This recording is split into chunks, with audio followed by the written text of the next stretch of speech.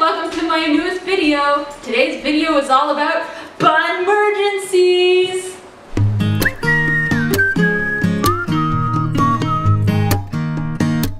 I want to introduce you guys to the nose behind our logo. This is Twix. Twix is a 12-year-old dwarf Hoto, and he's mostly blind now, but he gets along pretty good, don't you? You get along pretty good. And today we're here to talk to you about bunny emergencies.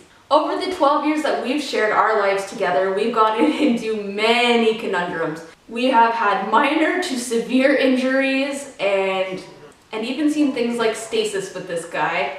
And sometimes we were even sure that we were gonna have to part ways. Thankfully, that hasn't happened yet. Thankfully. To ensure your pet's safety and well-being, you should always keep an emergency kit handy. This will allow for a quick and effective treatment of any of your pet's needs, whether it be by you or a loved one in the house. Your kit should have updated information on your pets, their medical history, their vaccination status, and any pertinent information like allergies. You should also have a list of rabbit-savvy vets in your area and written instructions on what to do in the event of an emergency. This makes it easy for any family member or pet sitter that is caring for your beloved sweetheart to deal with anything that comes up while they're caring for your pet. An ideal Bunmergency kit will have many different tools in order to deal with many different situations.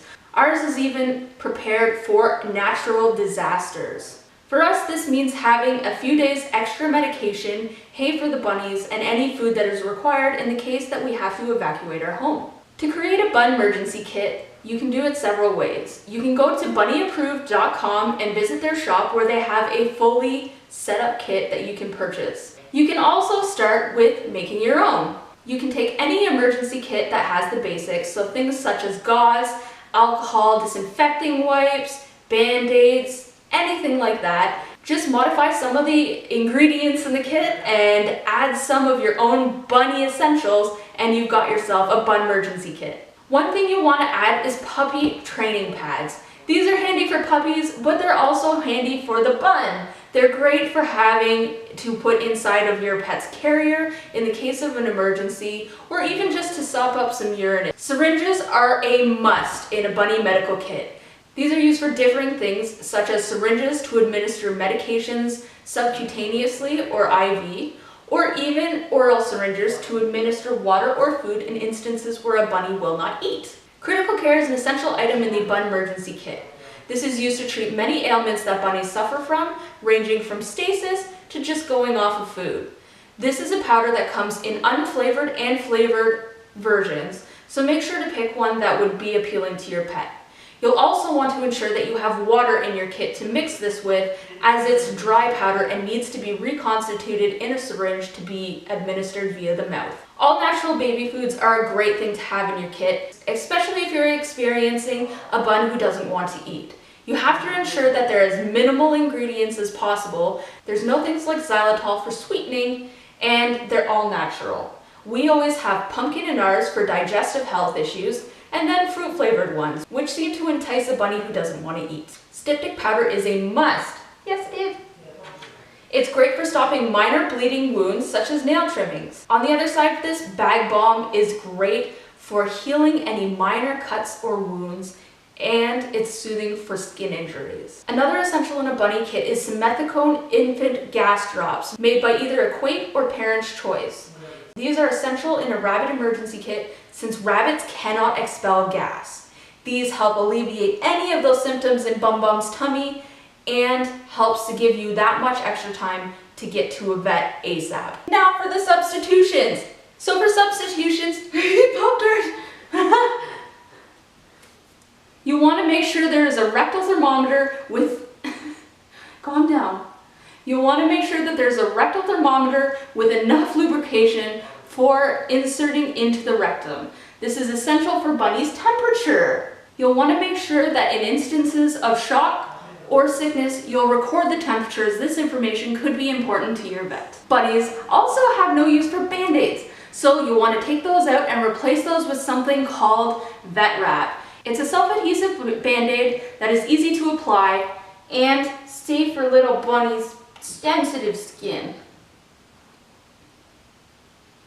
If you can't get vet wrap, which is easily obtained at all veterinary clinics, you can get something similar at your local pharmacy. Vet wrap is good to include for more severe injuries or things that need to be splinted, like broken legs. Optional things to include are small amounts of food, treats, and hay, and any medications that are required. In the instance that you need to vacate your home, these are good to have comforts for Bunny on the road. Bunnies get stressed out easily, and indoor bunnies are not used to being subjected to large amounts of extreme temperatures. So a cooling pad in the high heats and a heating pad in the winter time, if you're in that area, is very helpful to keep Bun's stress levels down. These are also handy for Buns in shock, as it helps to regulate their temperature. As it helps to regulate their temperature and keep them nice and toasty warm. If you live in a climate where heat is an issue, you may also want to keep in stock unflavored Pedialyte, which is a children's electrolyte supplement. This is helpful for Buns who are in heat stroke or need to be rehydrated quickly. It goes without saying that you should always have an appropriate carrier size for your pet. Our carriers are placed close to the first aid emergency kit in case we need to grab it and dash and get to a vet quickly. After you put together your kit, I would suggest that you make an appointment with your vet or your technician to learn how to use these tools appropriately, apply the proper techniques, and get the proper dosaging for things like simethicone drops or any painkillers that you're using in the kit. Unfortunately, Pop-Tart has decided that she has vacated the video, she has had enough, but we hope that this video has been helpful to you. This may seem like a wasteful thing to have, but as the saying goes, it's better to have it and not use it than to need it and be sorry. If you guys have any comments or questions, leave them in the comments section below. And remember that there is no substitute for a veterinary professional. All of these methods are meant to be able to get you to the vet, not be a substitute for going to the vet. My question tonight for you guys is, what's your bunny's name? Obviously, we have Twix and Pop-Tart. Keep on hopping, guys!